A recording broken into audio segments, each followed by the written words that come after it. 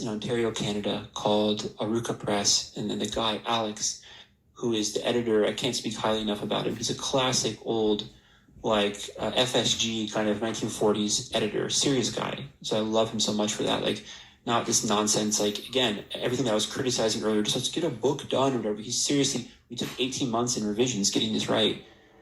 And it's a very long book. In the original draft, is 1,100 pages. And it's a maximalist absurdist novel. What I'm trying to basically reconcile is, I don't know if anyone in the audience will be familiar with David Foster Wallace and his book, Infinite Jest. It's a book from 1996 that wanted to talk about the pursuit of happiness in America. It's a very, very postmodern book. And David Foster Wallace himself twice failed RCIA. And he wanted to be Catholic. He was, like O'Connor said, kind of God-haunted and never made it across the finish line. But his book is very, very Catholic, Infinite Jest is, and it shows the reality of sin. Pius XII talked about the greatest sin of our generation is, denying sin. So I'm like, okay, well, that's maybe the original brainchild. I want to write a book about showing the reality of sin, but redemption out of it. So the 1 minute kind of like nutshell of this, it takes place in 2100, about 100 years in the future. Again, it is an apocalyptic, maximal novel. It's not science fiction, though. It takes place in 2100, and this guy is going around just looking for a job. That's the kind of quotidian aspect of trying to find a job. Takes you back through time to the 1890s. This guy founds a school in the Mexican desert. He's born in 1890, founds a school in the Mexican desert after the Second World War because he's disillusioned with American consumerism.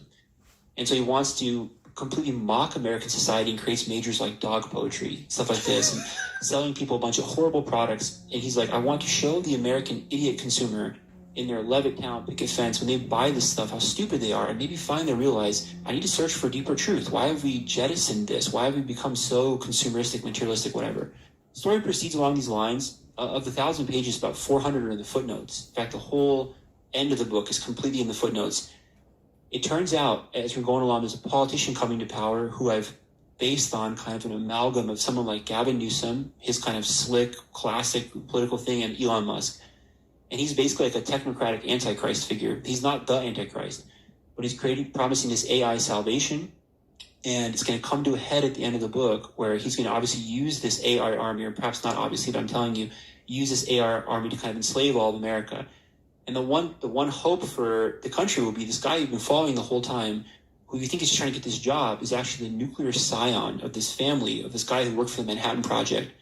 And I can't say more, but perhaps the Pope, it'll be the first time in world history the Pope will be forced with the decision, do I use a hydrogen bomb or not? Oh, my. And the title of the book is Thermonuclear Mirth. So it's meant to be kind of some kind of absurd comedy, dark comedy in there.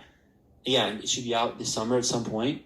Like any author. I mean, this is like, what author is not like, please read my book, of course.